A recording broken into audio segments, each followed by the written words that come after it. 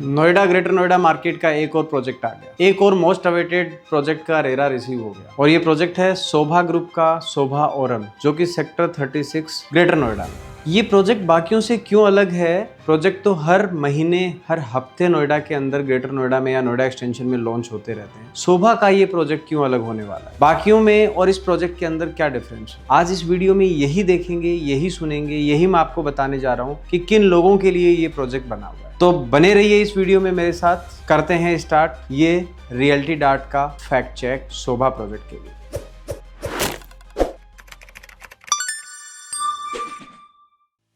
जय हिंद दोस्तों, मैं हूं राहुल चौधरी। एक बार फिर आ गया हूं एक नए प्रोजेक्ट के साथ। शोभा ग्रुप का ये अपकमिंग प्रोजेक्ट शोभा ओरम, जिसका रेरा 17 तारीख को रिसीव हो गया है। मार्केट में हर कोई इसी प्रोजेक्ट की बात कर रहा है। क्या ये प्रोजेक्ट उतना अच्छा है कि हर आदमी, हर रियल एस्टेट एजेंट, हर रियल एस्टेट इन्वेस्टर की जुबान पे शोभा ओरम का नाम है? जी, समझते हैं इस प्रोजेक्ट को। सेक्टर 36 में 3.5 एकड़ के लैंड पार्सल पे ये एक रेसिडेंशियल प्रोजेक्ट जो शोभा ग्रुप लेके आ रहा है। शोभा जाना जाता है अपनी क्वालिटी के लिए, शोभा जाना जाता है अपनी इंटरनेशनल प्रेजेंस के लिए। नोएडा में नहीं, गुड़गांव में नहीं, बेंगलोर में नहीं, चेन्नई में नहीं, दुबई में नहीं, यूएस में भी ये अपने कदम रख चुका है। तो इंटरनेशनल प्रेजेंस की एक बात हो गई। अब बात करते हैं क्वालिटी की। इंडिया में आज तक कोई कंपनी ऐसी नहीं है जो बैकवर्ड इंटीग्रेशन के साथ रियल एस्टेट का कंस्ट्रक्शन करती है। शोभा वो इकलौती कंपनी है जिसको ये महारत हासिल है। लगभग 1456 क्वालिटी चेक्स के बाद ये आपको आपका घर हैंडओवर करता है। तो ये क्वालिटी है शोभा में, और इसी क्वालिटी की वजह से हर कोई इसकी बात कर रहा है।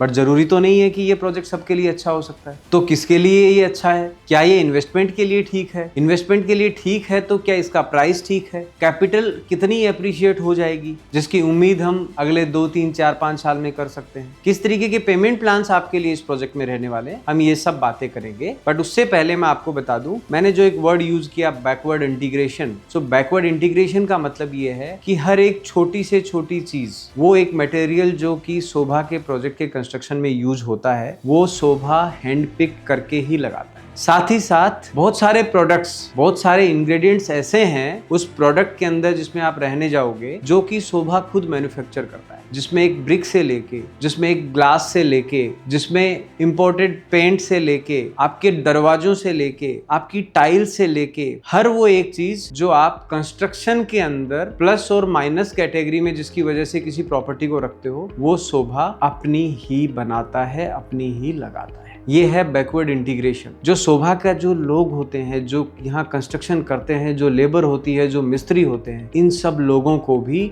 शोभा इन हाउस ट्रेंड करता है। ये लोग शोभा के सैलरीड एम्प्लॉइज होते हैं। इनको जर्मन ट्रेनर्स के द्वारा ट्रेन किया जाता है। आप सोचिए, वो जर्मन्स लोग के हिसाब से जब क्वालिटी आएगी कंस्ट्रक्शन में, तो वो प्रोडक्ट किस तरीके का डिलीवर होगा, कितनी वैल्यूज के साथ वो डिलीवर।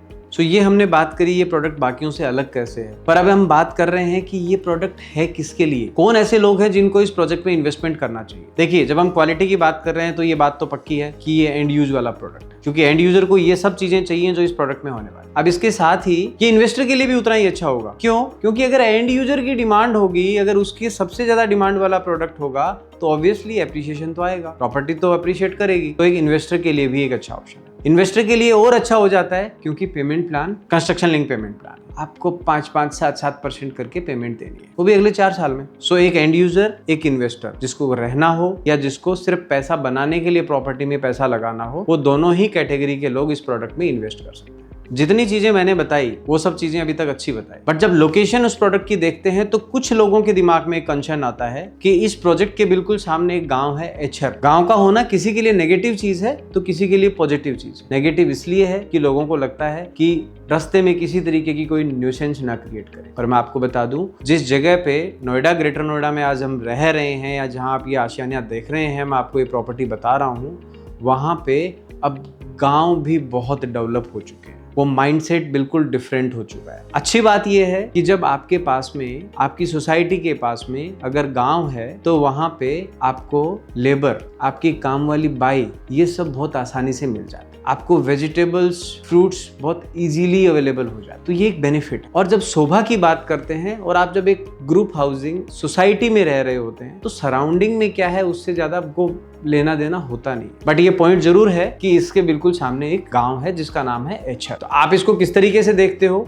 ये आपका कॉल है, बट गांव पास में होना कोई बुरी बात नहीं है, क्योंकि दिल्ली एनसीआर के जितनी अच्छी पोस्ट सोसाइटीज हैं, अच्छे बड़े प्रोजेक्ट्स हैं, प्रीमियम प्रोजेक्ट्स हैं, उनके पास तो गांव है ही, क्योंकि गांव वाले बेचारे कहाँ जाएंगे, जमीनें तो उन्हीं की थी भाई साहब। लोकेशन की जब हम बात कर रहे हैं तो इसके आसपास ग्रेटर नोएडा की 2 रेप्यूटेड टाउनशिप्स हैं। Number 1 JP greens greater Noida, जिसको नोएडा ग्रेटर नोएडा में नहीं दिल्ली एनसीआर में हर कोई जानता है। मेरे हिसाब से उससे बढ़िया कोई डेवलपमेंट है ही नहीं नोएडा ग्रेटर नोएडा, तो वो यहाँ से हार्डली 1.5 किलोमीटर की डिस्टेंस पे। दूसरी township Godrej golf links, almost delivery पे है, लोगों ने रहना स्टार्ट कर दिया है वहां पे, वो भी गोल्फ कोर्स वाली टाउनशिप है। इस प्रोजेक्ट के चारों तरफ इंडिपेंडेंट प्लॉटेड डेवलपमेंट्स हैं, तो बहुत हाई राइज डेवलपमेंट्स नहीं है। पूरे सेक्टर 36 में सिर्फ 2 हाई राइज डेवलपमेंट वाले प्रोजेक्ट होंगे, जिसमें एक शोभा है और दूसरा ओरा है। तो डेंसिटी बहुत कम है। अगर आप तीसरे चौथे फ्लोर के ऊपर रह रहे हैं तो आपका व्यू बड़ा क्लियर है,